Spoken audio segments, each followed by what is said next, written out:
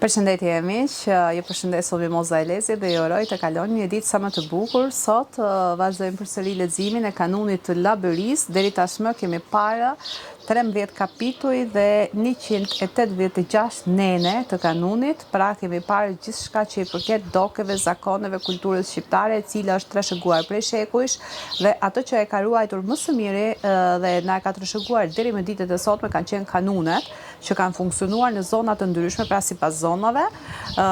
Momentalisht jemi me kanunin e Labërisë, por në të ardhmen do të shikojmë se çfarë paraqet kanuni i Legdukagjinit, kanuni i Skënderbeut, kanuni i Gjakovës, kanuni i Dibrës, kanuni i Lumës, etj, etj. Pra, krejoj 14, ndarja nga trungu familjar. Neni 187, ndarja e pjesëtarit mashkull. Ndarja nga familja kuptohet dalje e një ose disa pjesëtarëve të saj për të bërë me ekonomi më vete zot shtëpie. Ndarja e njërit nga pjesëtarët meshkujt të shtëpisë me ekonomi më vete lejohet në çdo rast me pëlqimin e kryefamiljarit, pra të zotit të shtëpisë. Kryefamiljari ka për detyrë t'u japë pasurinë e tij djemve ku ndahen. Neni 188, shkaqjet e ndarjes. Ndarja e njërit pjesëtar nga trungu familjar bëhet për shkaqe të ndryshme. Se është familje e madhe patriarkale, rreth 15-20 veta, ka grindje e mosmarrëveshje brenda saj, se nuk u binen urdhrave të zotit apo të zonjës së shtëpisë, ai vet ose gruaja e tij ka ardhur nga kurbeti e ka kursime që do të krijojë shtëpi të veçantë. Kur ndahen djemtë gjatë kohës që babai është gjallë, ky zakonisht rri me të voglin, por mund të rri edhe me ndonjë tjetër. Kur babai nuk do të qëndrojë me asnjërin djalër, por rri vetëm në shtëpi, ai nuk mund të nxirret prej saj në asnjë rast. Ai njëkohësisht ka të drejtë të marrë pjesë toke ose të kërkojë nga djemtë ta ndajnë me bereqet, kafe, sheqer kur nuk merr tokë. Nëse ai është krapune, ka të drejtë të marrë edhe gjë të gjallë, bakëtisje dhe sende ushqimore. Marrja e tokës nga cili do përfitues gëzon liri përdorimi, trashëgimie,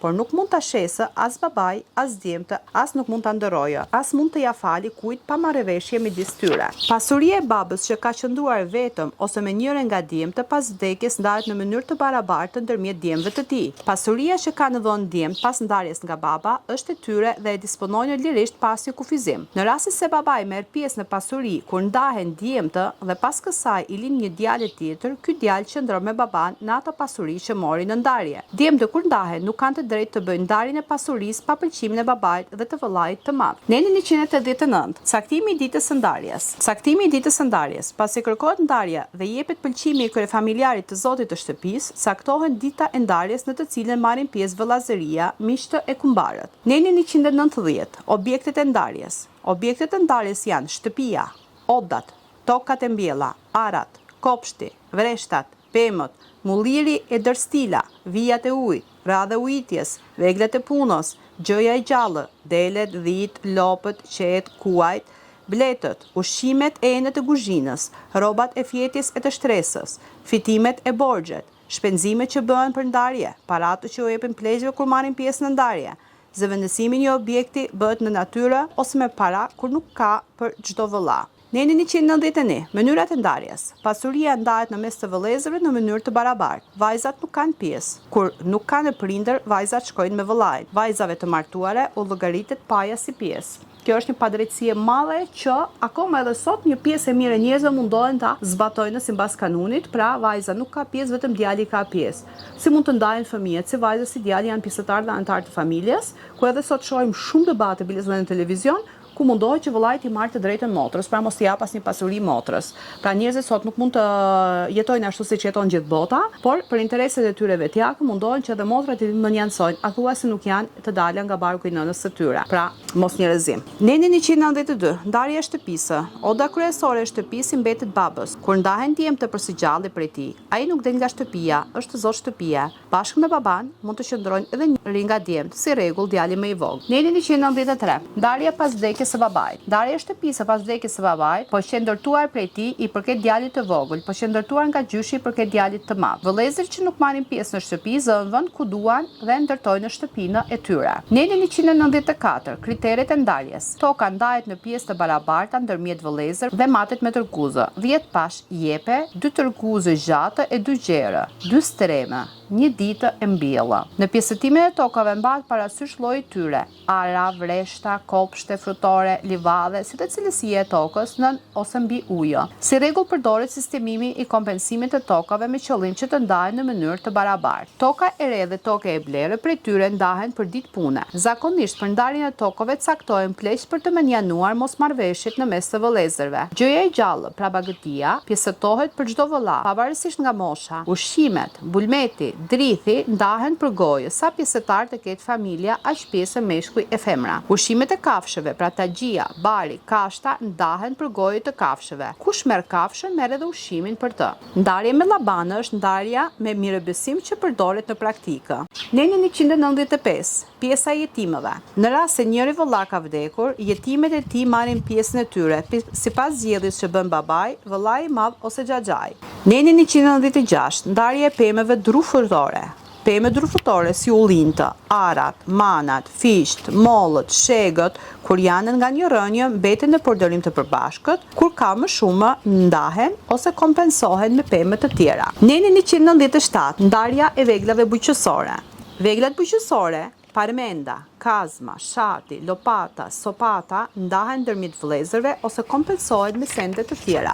Neni 198, ndarja e gjësës së gjallë. Gjëja e gjallë, delet, dhit, lopët, qetë, kuajt, mushkat, gomerët, ndahen për kokë ose kompensohen. Edhe pulat e gjelat ndahen në mënyrë të barabartë. Sot nuk kemi pula e gjela, nuk kemi kafshë shtëpiake ose toka që të ndahen, por janë gjithçka që janë, siç e pam edhe në kanun, edhe veglat e shtëpisë, edhe lugët, edhe pirujt duhet të ndahen në mënyrë të barabartë ndërmjet vëllezërve dhe motrave. Nëse ato nuk i pëlqen dhe nuk i duan, mund t'ia japin një vëllai ose motre tjetër, por kanë të drejtë që të marrin pjesë. Nëse janë 6 piruj dhe 3 vëllezër ose motra, duhet të ndahen 2 nga 2. Neni 199, ndarja e pajisjeve shtëpiake. Pajisjet shtëpiake si rrobat e fjetjes, së shtronjës, enet e gatimit, ndahen në mes të vëllezërve në mënyrë të barabartë. Neni 200, ndarja e radhës së ujit. Ndarja e radhës së ujit për ujitje, potisje të arave bëhet sipas arave. Sa ditë të mbjella të ketë njëri, aq pjesë ujë merr tjetri. Këto probleme kanë ekzistuar dhe ekzistojnë akoma edhe sot në zonat malore. Neni 201, ndarja e fitimeve dhe humbjeve. Ndarja e fitimeve dhe e humbjeve, pra borxheve, bëhet një lloj për të gjithë. Nëse është fitimi apo borxhi për ato që kanë jetuar në familje, patjetër që e përket të gjithëve, është normale. Neni 202, nuk ndahen. Mulliri e dërstila mbeten së toku ose caktohet radha e re e mullirit. Nuk ndahet paja që ka sjell nusja dhe ajo që përgatit vajzë për martese dhe sendet vetjake. Neni 203 dhe neni i fundit përkreu në 14. Zgjedhja e mosmarrveshjeve. Çdo mosmarrveshje midis vëllezërve për ndarje, kur nuk zgjidhet nga ata vetë, ftohen pleqë zakoni të pranuar nga palët, të cilët vendosin e zgjidhin mosmarrveshjen. Vendimi i pleqëve të zakonit është i detyrueshëm për zbatim nga palët. Për këtë raste nuk përdoret beja. Pra, po shikoj që kanuni ka qenë rregulli i jetesës dhe mënyra e jetesës në familje dhe patjetër që siç e dimë edhe nga rrëfimet e tërvjetërve, nga stërgjyshrit tanë që na rrëfenin dhe na dukej si përralla, ato nuk kishin një libër kanuni në dorë, por kanë jetuar në kohën kur funksiononte kanuni. Dhe patjetër që njerëzit në ato kohë kanë pas bërë edhe marrëveshjet, kanë pas mbyll edhe gjaqet, pra marrja e gjakut, marrja e hakut dhe gjithçka tek ato që nuk kanë qenë mënjanor. Patjetër që ka pasur dhe mënjanor. Miropafshim.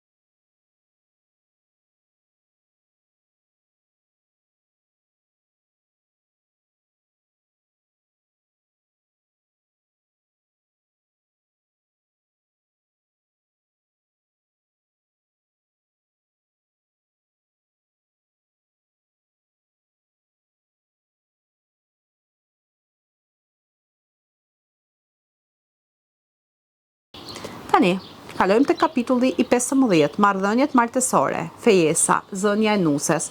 Pra, te kanuni i labërisë, pam 14 kapituj dhe 203 nene. Sot do të shikojmë kapitullin e 15 dhe do të fillojmë me nenin 204, ku kemi marrëdhëniet martesore, fejesa, zënia nusa, si ka funksionuar mënyra e fejesave, si mbas kanunit, pra deri kur ka filluar kushtetuta. Le të shikojmë. Po si që dim, edhe nga rrëfimet të vjetra, dikur, si që kam theksuar edhe më para, sidomos në zonat malore dhe në fshatra, fejesat kanë qenë bërë edhe në bark para se të lindi fëmia. Pra, dikuj që i binte muhabeti, që ishin dy familje që kishin muhabet me njëra tjetën dhe i binte muhabeti dhe miqësia, i thonte, po të lindi ty vajzë, do ta marr për djalë, po më lindi mu vajzë, do ta jap ty për djalin tënd. Nuk ka rëndësi sa diferencë moshe kishte, djali mund të ishte 20-30 vjeç, edhe vajza gruaja ngelte 7 zën. Edhe kur fëmia u bënte 14, 13, 14 vjeç, ja jepnin për martesë, qoftë një burri që ai mund të ishte bërë atëherë në moshën 40-45 vjeça. Pra, disa nga zakonet dhe nga ligjet e kanunit më të vërtet kanë qenë në të keqet të femrës, që është martuar me ato njerëz që kur nuk i kanë njohur, është dërguar, nuk është pyetur a ka ndjenja, ka dashuri, por kur ka vajtur ka habitur në dorë të kujt ka ra. Për këto kemi edhe disa këngë që para disa ditësh bile smëra në vesh një këngë që këndonte një rapsod, kur thoshte që vajza u martua dhe kur shkoi që ishte nata e parë në usëris, i vjen tek dhoma një plak dhe vajza i thot që ku po shkon ti mor bab, se kjo është dhoma ime e nusëris, ai thot nuk jam bab, por jam burri yt, se me mu ti je martu. Edhe kur vajza kundërshtonte diçka, ai e rrifte me dru derisa të thynte blinte etj. Pra sipas kanuneve janë bërë martesa, i është dhënë fjala për diçka, për të mbyllur një gjakmarrje, ose për të mbyllur një hak, ose për t'i dhënë një besë të burrërisë, të miqësisë. Pra janë bërë martesa dhe janë bërë fejesa që në fëmijëri, që në bark të nënës, dhe kështu është bërë gjithmonë kurban qenia femër. Kreu 15, marrëdhëniet martesore, fejesa, zënia nusa, nene 204, kuptimi. Me fejesë, pra zënia nuse kuptohet jo vetëm një premtim martese, por edhe një marrëveshje kontrate ndërmjet babait të djalit e babait të vajzës, për kalimin fejesën e vajzës me një djalë të caktuar, duke e bërë pjesëtar të familjes së tyre. Neni 205, para fejesës. Pare se prindi baba i djalit të kërkoj nuse për djalin, këshillohet me pjesëtarët e familjes, me vëllazërinë, xhaxhain, dajin, nipat dhe merr mendimin e tyre, se po shkoj puna në dyfek, kur ato nuk pyeten, nuk e ndihmojnë. Baba i vajzës, para se të jap fjalë për fejesën e saj, pyet të afërmit e tij dhe i thotë kërkuesit se do t'i jap përgjigje më vonë, ose e kam zënë nuse vajze me një tjetër, ose nuk kam ndërmend ta fejoj tani për tani. Në çdo rast, përgjigja pozitive nuk jepet më njëherë aty për aty, sepse quhet turp. Mos pranimi i kërkesës për fejesë bëhet më tepër kujdes që të mos shkaktoj fyerje për familjen e kërkuesit, mos preket nderi i saj përpara të tjerëve. Sot nuk e kanë problem fare, sot vajzat i zgjedhin vetë.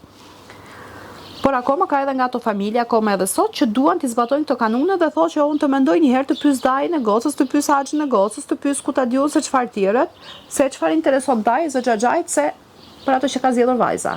Kush do ta jetoj atë jetë? Kush do të ketë ato kundërvajtje? Kush do të ketë atë lumturi? Do ta ketë daja xhaja apo do ta ketë vajza? Neni 206.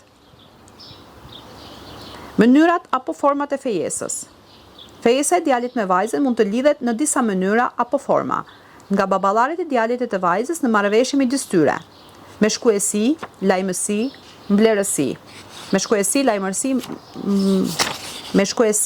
lajmësi, mblesëri. Me heqjen e mandiles, shamis së vajzës nga djali, për pajtimin e familjeve në hasmëri, fejesa me këmbim. Neni 207, kërkuesi. Si kërkuesi i vajzës për fejesë, pra zonjë nuse mund të jetë babai, vëllai i madh, xhaxhai, daja ose kushëriri i pari djalit. Në ato familje ku nuk ka burra, fejesa lidhet nga e zonja e shtëpisë, pasi të ketë marrë mendimin e merematimin e vëllazërisë së burrit. Në çdo rast, garant për fejesë është burri, veç babës mund të jetë xhaxhai, vëllai, kushëriri ose daja. Neni 208, baza e fejesës. Fejesa e djalit me vajzën bazohet në fjalën e dhënë, besën, se pranojnë të bëhen fejesa dhe në nishanin e dhënë nga babai i djalit familjes së vajzës. Në fejesë merret për bazë soji i vajzës dhe ndiqet rregulli. Nusen merret të fisme, pra të sojme, se të thot fjalën ose të lind djalën. kurse vajzën i jepet në burumë, domethënë në familje të kamur që të mos vuaj ekonomikisht. Neni 209, fejesa nga kujdestari. Kujdestari i vajzës jetime, para se të fejojë merr pëlqimin në vëllait ose kushërinjve të saj, si edhe të sëmës së saj, por pëlqimi i kësaj nuk është kush vendimtar për lidhjen ose për fejesë. Kur djali madhor nuk ka as kujdestar, mund të interesohet vetë për fejesë martesë. Neni 210, fejesat brenda fshatit. Si rregull, fejesat bëhen brenda fshatit. Por kur fshati përbëhet nga një farefis vëllazëri, atëherë fejesa bëhet jashtë fshatit. Kur kërkohet nuse jashtë fshatit, bashkë me babanë shkon edhe djali për të parë vajzën dhe njerëzit e familjes së saj. Kur jepet fjala për fejesë, vajza u nxjerr të pranishme llokume e një filxhan kafe.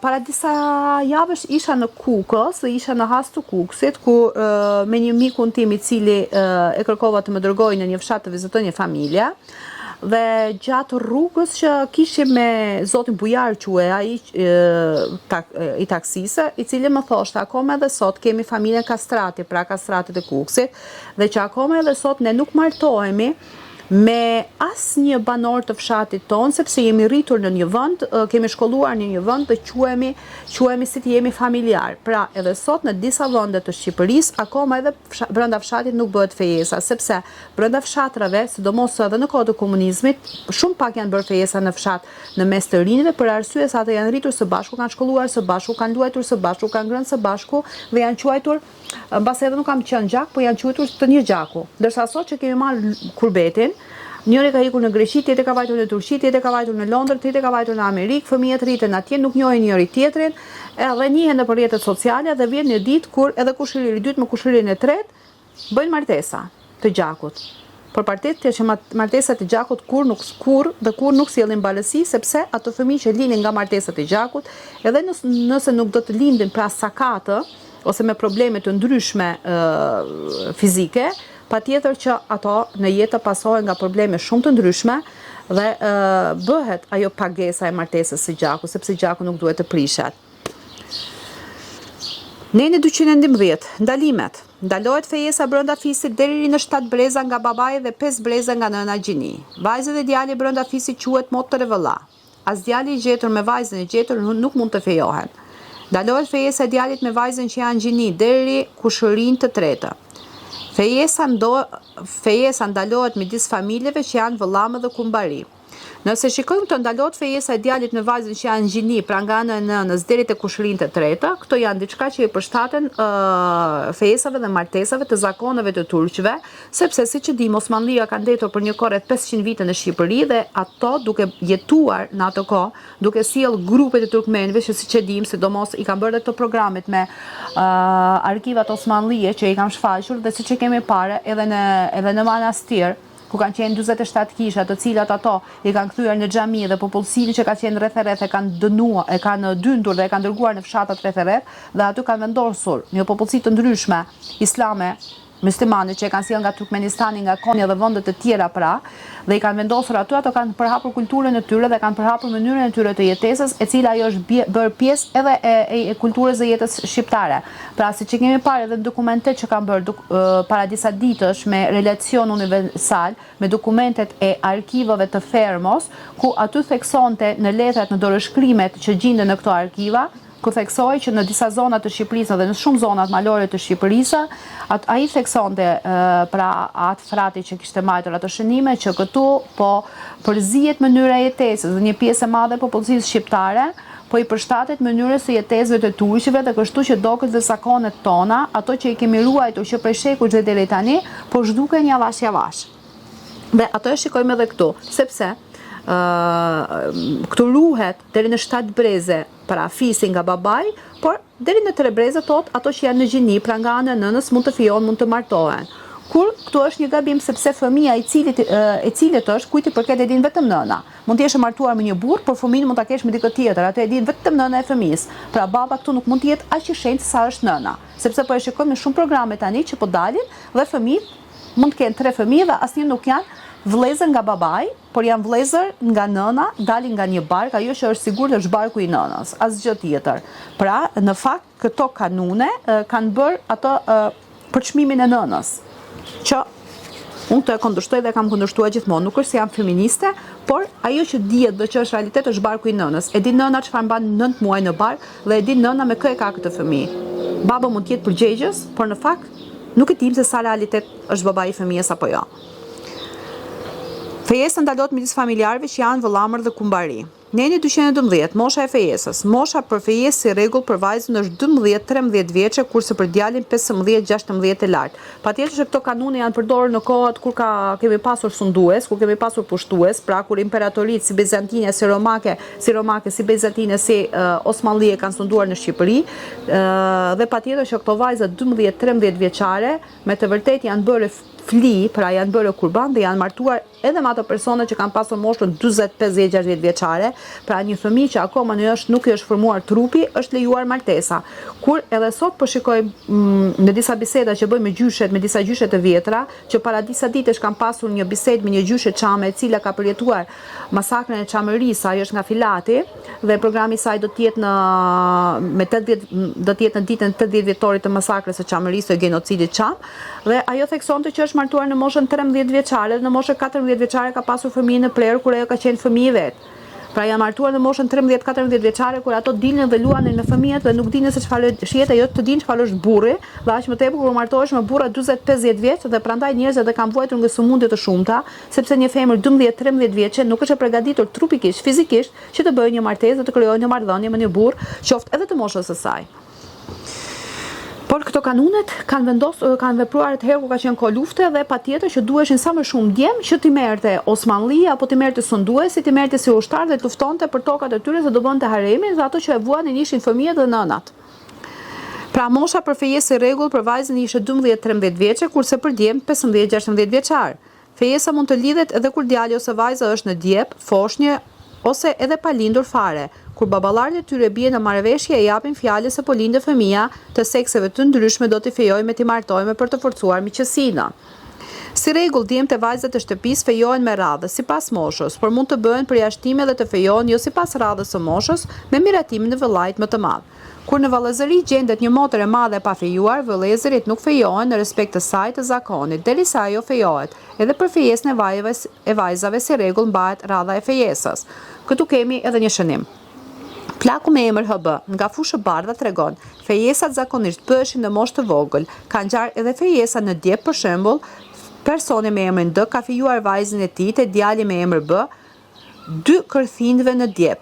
Në kohë të mëvonshme, ky rregull kanonor ka pësuar ndryshime sepse janë lejuar fejesa dhe të kushërinjve të dytë. Kto janë ato që janë përshtatur sheriatit.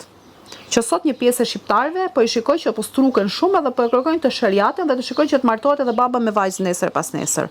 Kuvendi i Labërisë së Kuq në 28 nëntor 1924 mori vendim për ndalimin e fejesave para lindjes ose pas lindjes kur janë të vegjël, si edhe për ndalimin e ngarkesës së grave me punë të rënda. Në smokthine ndiqe rregulli që nusja të merren nga fisimire ndërsa vajzat të jepen në fiset e tjera për të rregulluar fisin. Sipas reformave të bëra në gjysmën e dytë të shekullit 19, filloi të merri pëlqimi i vajzës nga ëma, por mund të mos merri parasysh sepse në çdo rast vendoste babai ose kujdestari i saj kur nuk ishte baba. Neni 213, pëlqimi i djalit dhe i vajzës për fejesë. Djali së rregull nuk pyete drejt për drejt nga babai për fejesë, por nëpërmjet vëllait të madh ose ndonjë kuçëriri. Ai ka të drejtë të mos e pranoj vajzën në përfolur që duan t'i japin nuse, por të thotë për një tjetër. Djali u alë të mendojë në babai, vëllezërit ose xhaxhai për fejesën e tij. Kur nuk ka prindër, interesohet vetë për fejesë e martesë, ndërsa për ata të besimit kristian merret pëlqimi i djalit dhe i vajzës. E pëlqen më tepër besimin kristian sepse këtu kanë të drejtën e tyre të jetesës që në atë kohë djali dhe vajza, ndërsa ato që janë përshtatur besimit musliman, unë vi nga një familje muslimane, ne sepse të mitë kanë pranuar ato, por shikoj përjashtimin e gjinisë këtu. Prandaj më pëlqejnë më tepër rregullat e tyre. Vajza nuk pyetet për fejesë, për këtë vendosi Zoti shtëpisë kryefamiljare. Vajza nuk ka mundësi të njohë djalin që i përshtatet për jetën e saj, por mbështetet në mbrojtje prindërve dhe i nënshtrohet vullnetit të tyre se si të vendosin ato ashtu vepron. Pranon fejesën pa e njohur djalin, bashkëshortën e saj të ardhshëm. A është qor, a është sakat, a është i sëmur, a është me probleme mendore, a është i vjetër, a është i ri, se çfarë është, nuk e di. Por vajza çohet atje edhe bëhet fli. Neni 214, heqja e shamisa. Kur një djalë e pëlqen një vajzë dhe e zë në u dhe i heq shaminë e kokës ose i merr një shenjë tjetër, fejesa quhet e lidhur, pavarësisht se veprimet janë kryer pa dienie të baballarëve të tyre. Neni 215, moslidhja e fejesës në këtë rast. Moslidhja e fejesës në rastin më sipër quhet fyrje e rëndë për nderin e familjes së vajzës dhe zgjidhet nga pleqët e zakonit që t'i pajtojnë të fejohet djali me vajzën ose sjellë si pasojë vrasjen e djalit. Neni 216, fejesa me lajmës, shkes pra mblesëri, këpucë grisuri. Fejesat bëhen me lajmës, shkes, mblesëri sipas rregullit. Fejesa pa shkes nuk ka. Pëlqimi për fejesën që jepet ndërmjetësit bëhet nga Zoti i shtëpisë. Mospranimi arsyetohet fort që të mos shkaktohet prekje e nderit të ndërmjetësit dhe të kërkuesit sepse kjo mund të sjellë pasojë të rënda deri në vrasje. Ndërmjetësi kur merr fjalën të Zotit të shtëpisë se pranon fejesën, cakton datën e ceremonisë dhe njoftohet familja e djalit. Neni 217, kush mund të jetë lajmës? Me cilësinë e lajmësit, shkesit, mund të jetë burr ose grua që ka gjakësi, xhaxhai, daja, meqësi apo shoqëri ose krushi në shtëpinë e vajzës. Një njeri që i shkon fjala, ka besim me autoritet. Lajmësi pra shkesit saktohet nga shtëpia e djalit, por mund të jetë edhe nga shtëpia e vajzës për të kërkuar djalin për dhëndër. Ky rregull vepron një familje që e përkasin besimit kristian. Shtëpia e vajzës mund të mos e pranojë atë shkesë lajmës, por një tjetër. Neni 218, kufizimet. Gruaja mund të bëhet lajmës se shkesë, por fjalën për lidhjen e fejesës dhe nishanin e fejesës e je burri, në mungesë të babait, të xhaxhait apo vëllait, kushëriri i djalit sepse fjala e burrit është garanci e fejesës. Neni 219, shpërblimi për lajmësin, shkuesin. Shpërblimi për lajmësin, shkuesin për fejesë, po u bë martesa i jepet me një palë këpucë, por këpucë që ka grisur nga njëra shtëpitë e tjetra ose me para. Lajmësi shkesi është ndërlidhësi dhe dëshmitari të dy palëve, derisa të martohet djali me vajzën, për respektimin e marrëveshjes ndërmjet baballarëve të tyre. Në qoftë se prishet fejesa, lajmësi shkesi nuk ka asnjë përgjegjësi, por bën përpjekje për t'i pajtuar familjet që duan të lidhin krushëqi.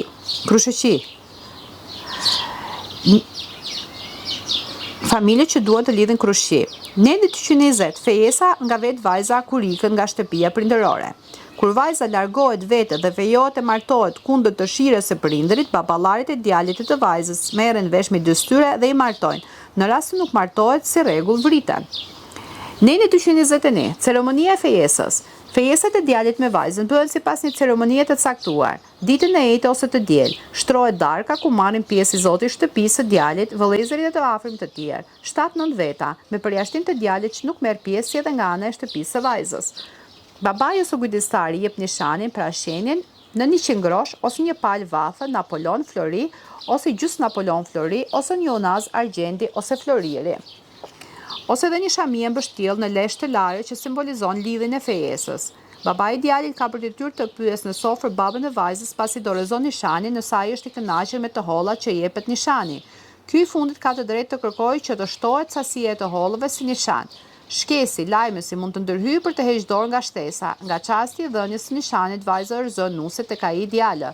Sot vajzat kur fejohen kërkojnë shtëpi, kërkojnë makina, kërkojnë florit, o Zoti i madh mos pyet. Për vajzën që shkon vetë pa lejen e babait nuk jepet nishan.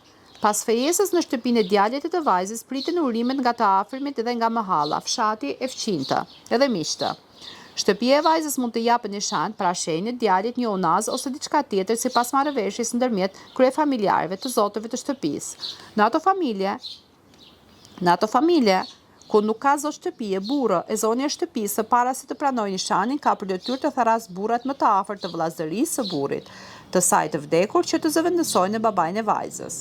Pasi jepet nishani, të gjithë urojnë, na u trashëgofshin, na qofte hajrit miqësia, buka e ëmbël dhe e pandare.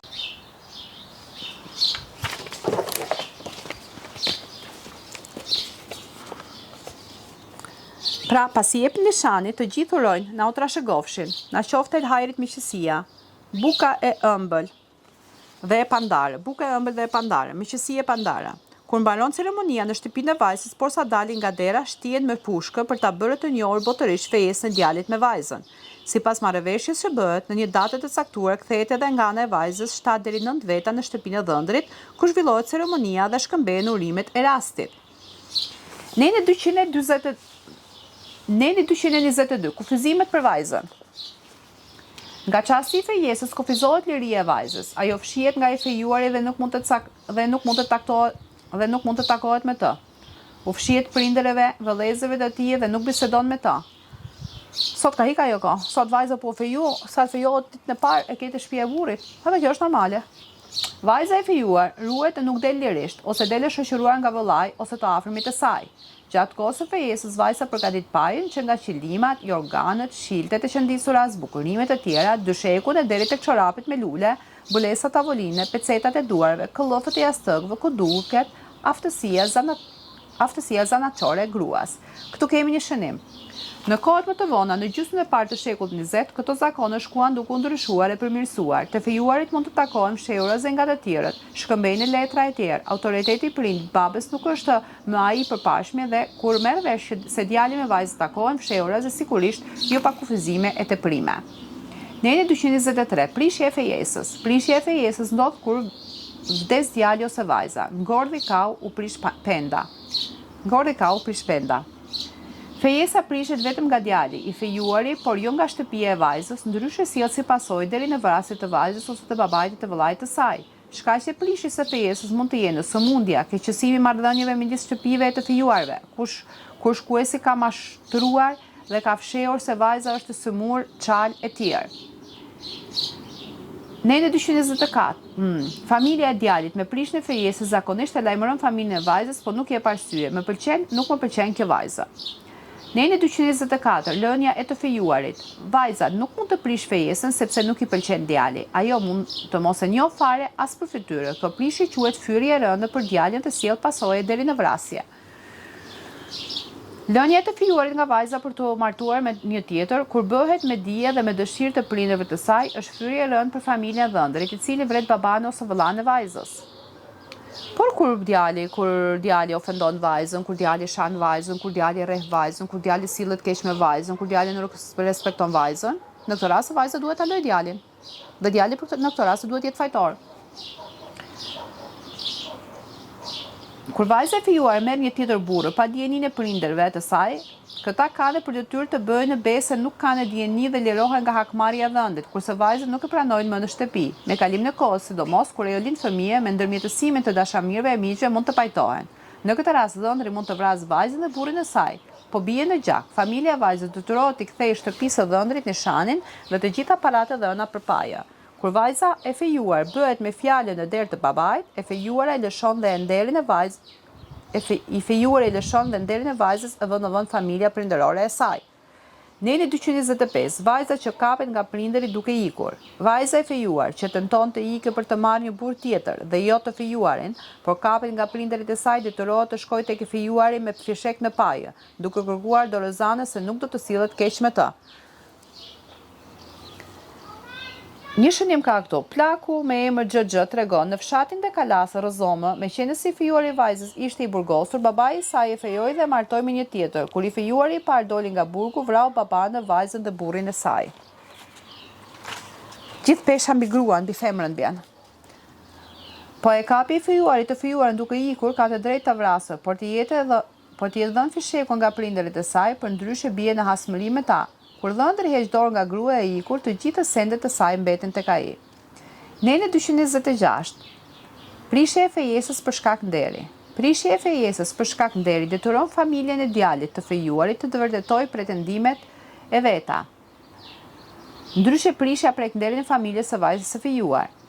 Prishja e fejesës për shkak nderi pa i vërtetuar akuzat sjell si pasojë vrasjen e djalit, të babait apo të vëllezërve të tij, për shkak se fyet rëndën deri dhe digniteti i familjes së saj. Në raste kur fejesa prishet për shkak nderi, nishanet i kthehen përsëri familjes së djalit dhe vajza mund të fejohet të martohet me njëri tjetër, por që se nuk vritet nga prindërit ose vëllai. Neni 227, shpallja vigjëresh ose murgesh. Vajza që vendos të mos fejohet e martohet për arsye se ka prindërit se mur, e pa njeri tjetër, ose për arsye vetjake apo të rëshëgjimie, e shpall veten vigjëreshe ose murgesha.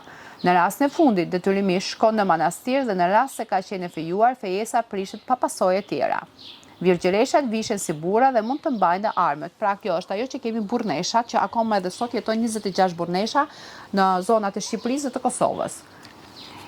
Neni 228, të drejtë e familjes së fejuarit. Me rastin e prishjes së fejesës. Në rastin kur vajza shpallet virgjëresh apo murgesh, familja të fejuarit ka të drejtë të kërkojë të marrë gjithçka që i ka dhënë asaj me rastin e fejesës.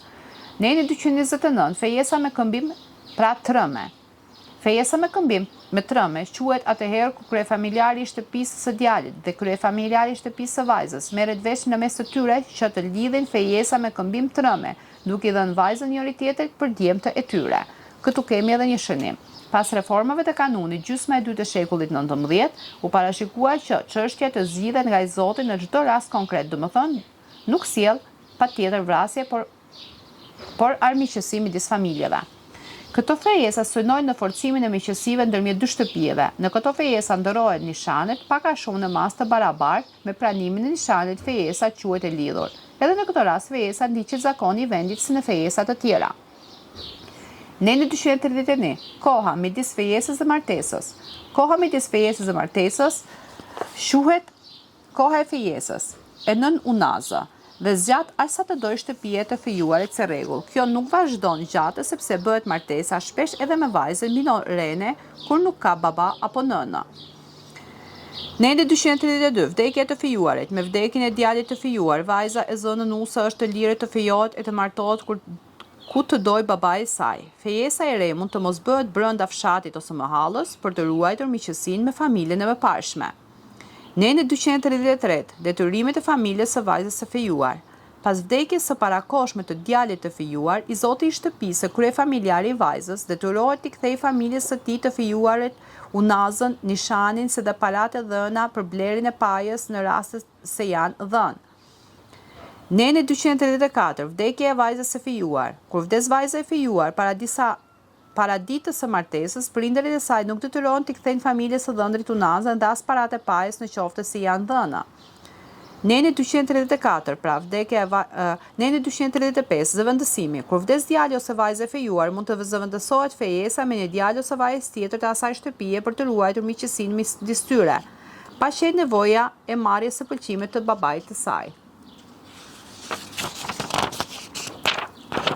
Pra, neni 235 është neni 235 është neni i fundit i kapitullit të 15, është neni i zëvendësimit. Pra kur vdes djali ose vajza e fejuar, mund të zëvendësohet fejesa me një djalë ose vajzë tjetër të asaj shtëpie për të ruajtur miqësinë midis tyre, pa qenë nevoja e martesës së pëlqimit të babait të saj.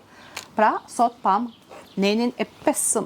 kapitullin e 15 dhe me kapitullin e 15 pam plot 235 nene të zakoneve dhe kanuneve shqiptare, pra ato që ne i kemi quajtur zakone dhe traditat tona.